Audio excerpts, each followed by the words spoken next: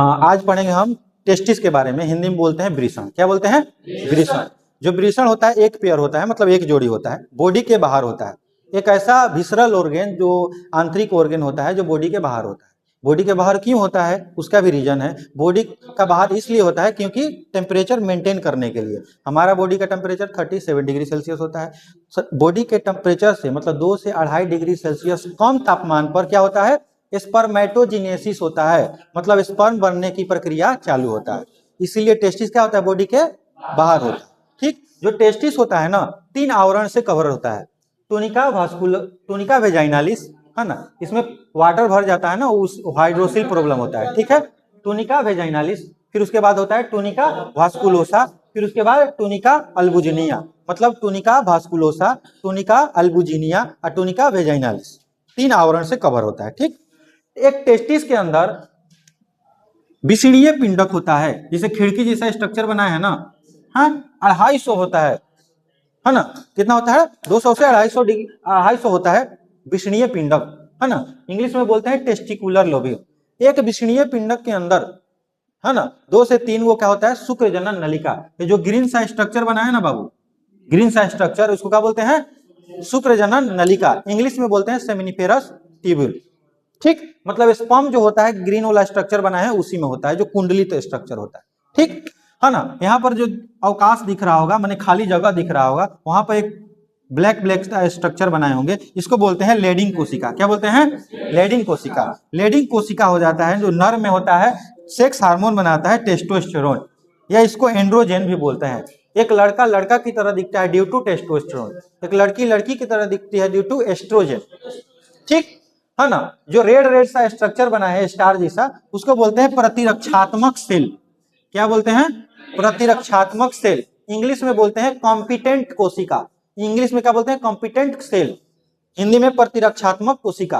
Obviously नाम से ही लग रहा है कि प्रतिरक्षात्मक, रक्षा करेगा, इन्फेक्शन हुआ उससे बचाएगा, है ना। ठीक, अब हम पहले बोले थे कि जो ग्रीन सा स्ट्रक्चर, इसमें क्या बनता है? शुक्राणु। अब शुक्राणु बन गया तो कहाँ जाएगा?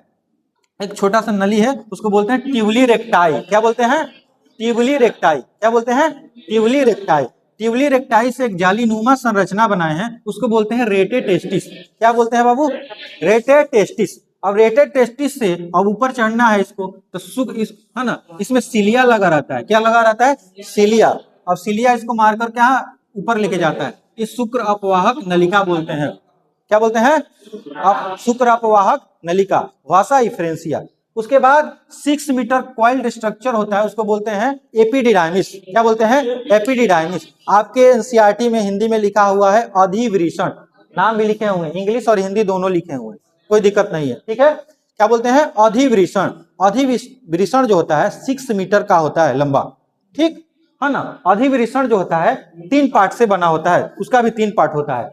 ऊपर का जो हेड होता है, ये जो दिख रहा है हेड, इसको बोलते हैं कैपुट। क्या बोलते हैं? कैपुट, है ना, कैपुट। फिर उसके बाद आता है जो बॉडी होता है, जो लॉन्ग स्ट्रक्चर होता है, क्या बोलते हैं? कॉर्पस। फिर उसके बाद जो टेल होता है उसको क्या बोलते हैं? कौड़ा। क्या बोलते हैं? कौड़ा, है ना। उसके बाद स्पर्म कहाँ होता है? शुक्रवाहिनी नलिका। फिर उसके बाद आगे पढ़ाते हैं, स्ट्रक्चर बनाते हैं शुक्र, है ना, और इजैकुलेटरी डक्ट बोलते हैं उसको, स्खलन वाहिनी बोलते हैं। उसके बाद यूरेथ्रा में चला जाता है। ठीक है, ये स्ट्रक्चर है ना। कैसे स्पर्म बना, कहाँ बना, उसके बाद पाथवे बना दिए। एक बार मेरे साथ रिपीट कर दो कि स्पर्म बना कहाँ? शुक्र जनन नलिका में। फिर उसके बाद कहाँ गया? ट्यूबुली रेक्टाई में। फिर उसके बाद कहाँ गया? रेटे टेस्टिस में। फिर उसके बाद कहाँ गया? शुक्र अपवाहक नलिका में। शुक्र अपवाहक नलिका में, वासा इफ्रेंसिया में। फिर उसके बाद एपिडिडाइमिस में। एपिडिडाइमिस में स्पर्म का मैच्योरेशन होता है, परिपक्वन। ये भूलना नहीं है, तो क्वेश्चन आया हुआ है। क्या होता है? परिपक्वन होता है। क्या होता है? परिपक्वन होता है, स्पर्म का परिपक्वन होता है। ठीक है, 6 मीटर लंबा।